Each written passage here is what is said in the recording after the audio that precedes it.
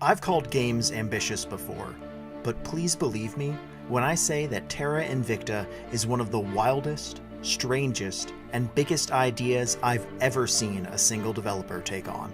All at once, it's a grand strategy scale geopolitics simulator, an alien invasion battler, and a hard sci-fi solar system industrialization simulator with integrated, real-time, Newtonian physics-driven fleet combat. I got sucked into its world, but that fresh mix of ideas suffers from some very conventional strategy game failures in its interface, accessibility, and balance.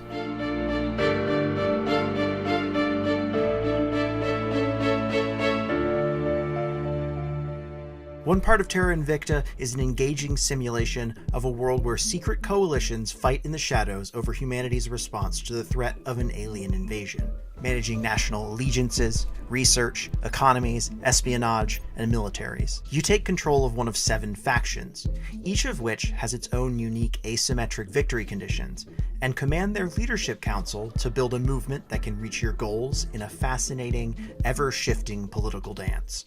The other part is a detailed simulation of human expansion into the solar system, the likes of which I've never seen in a video game. It's complete with real-time space combat and years-long travel between solar bodies. Using a jaw-dropping array of near-future and science fiction texts, you're expected to figure out how to best build ships, colonies, and stations able to produce the space resources you need to win the fight. Either of these two games would be pretty fun on their own, and they both have interesting ideas alongside very cool, well-designed systems, but Terra Invicta's weakest links are the places these two halves come together. They're so different that you could easily love one and hate the other, and even if you love both ideas, like me, the whiplash of switching between them gets extreme. Combine that with an interface fighting to keep up with that complexity, and much of your early time with Terra Invicta is likely to be spent just trying to keep your head above water. I lost my first campaign of Terra Invicta after about 50 hours played, culminating in a death spiral I didn't realize I'd entered until it was about 10 hours too late to escape. My battle of resistance ended as alien factions on Earth crippled too many nations, while my efforts in space lost steam amid a confusion of weird mechanics and ship design woes. Public opinion remains unmoved. Death spirals are never fun, but it did reveal the clever nature of Terra Invicta's overall scenario, where Earth's vast resources can allow you to meet your goals, if you're able to leverage them. Perhaps the coolest thing in Terra Invicta are the 7 conspiratorial factions. Each one is nicely represented by an interesting key character, all of whom are well detailed by voiced dialogue whenever new research or major events pop off. Perfect. Every one of the factions has wildly different plans. When playing as the Resistance, you're trying to strengthen Earth to fight off the aliens, unite its people, and preserve the human way of life as much as possible. At the other extreme are the Servants, who think that aliens are divine beings, and whose intentionally easier campaign has you align with the alien cause. These ideological differences can lead to some interesting conflicts. In my campaign as the Resistance, I did things like form international coalitions to invade nations and overthrow governments friendly to the aliens. We've got the package. I forged alliances of convenience with groups like Project Exodus, who, while they were squandering resources on trying to escape alien conquest, at least weren't actively working for the bad guys. You do this with your faction's council, which you recruit from a broader pool of candidates with their own loyalties, backgrounds, and traits. I had one counselor who was a paranoid cynic, and while that made her an excellent spy and counter-spy, it also made her hard to trust with valuable assets. One of my favorites was an Argentine military colonel who led my deniable operations. It's hard for enemy factions to gain support when their agents go missing. All this geopoliticking and fighting takes place on a detailed and fairly robust simulation of Earth. The overview screen tracks things like global opinion about each faction and the economies of nations, but also details like the level of human-caused climate change. Terra Invicta clearly wants to simulate every aspect of our world, at least at the macro level. For example, research involves both public projects every faction contributes to that show the bigger arc of what humanity is working towards, as well as private projects that benefit your faction alone. You have to split research output between them, as does everyone else. With all of that intricate detail, it seems very strange when the simulation leaves out obvious cascading effects. For instance, the economies of individual countries are tracked by GDP, wealth disparity, and productive capacity, but at the same time, countries are individual units to such a degree that apocalyptic economic events in one country don't appear to affect their neighbors at all. But for the most part, that simulation is incredibly cool. It's just also overwhelming. The struggle to track what's relevant and interesting to your cause is difficult, and the interface heroically tries to surface relevant information, but struggles to do so in a useful way.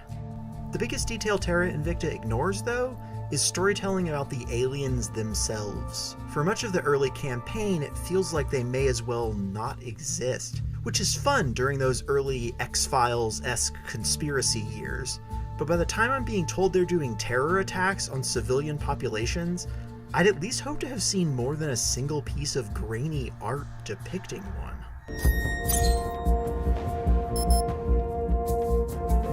Once you get to space, however, much of what's going on is painted in the purple of the alien conquerors. But again, it's just a wholly different video game from the surface. Space is about strategically beating others to the resources you need, taking hold of them, and never letting go. That fight starts on Earth, as you need its resources to get your first stations and colonies going. But later, your space efforts become self-sustaining. As part of those efforts, you'll build fleets of ships, and can eventually use those to fight against alien ships, though doing so risks severe repercussions as alien fleets move to destroy your space assets in retaliation. Space combat is grounded in hard sci-fi, and it's as much about weapons and preparation before the fights as it is about actual choices made during them.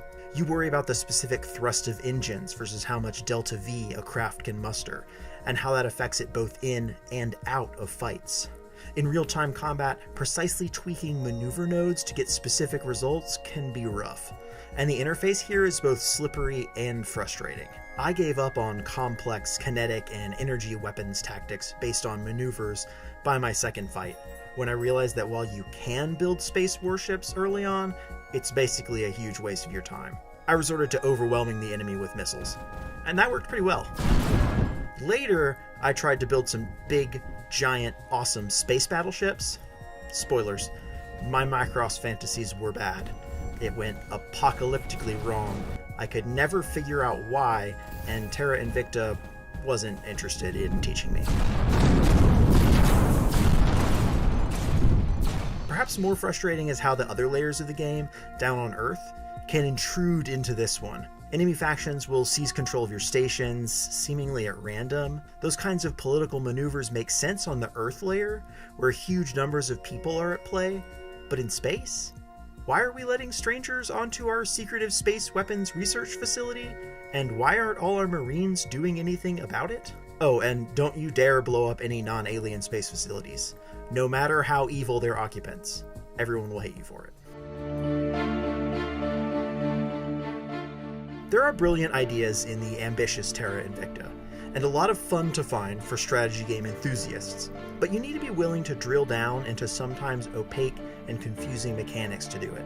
The politics of its Earth layer are fun, if overwhelming, while the space layer is very cool on paper, but the two just don't gel in practice. When playing takes such a huge time investment of trial and error to see results, my overall recommendation has to come with big caveats until Terra Invicta has spent some more time in early access.